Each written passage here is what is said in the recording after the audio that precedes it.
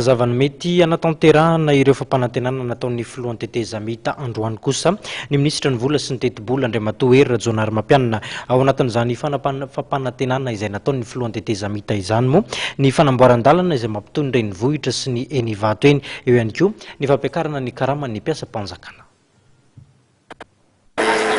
Anamboarana azy fa dia ifantenena Andriamatoa Filoha teo moa zany hoe Andriamatoa Prime Ministre miandraikitra ifantaniana an'izany ka dia miandry ny fivoriana izay iarahanay zany amin'izay fotoana izay. Indrindra mbola jerena ka saingy tsy maintsy dinihana zavatra izay. Andriamatoa Ministra fitaky ny mpiasa mpanjakana le fanovana le grille indiciaire mety azo tanterahana ve zay sa le 10% ihany?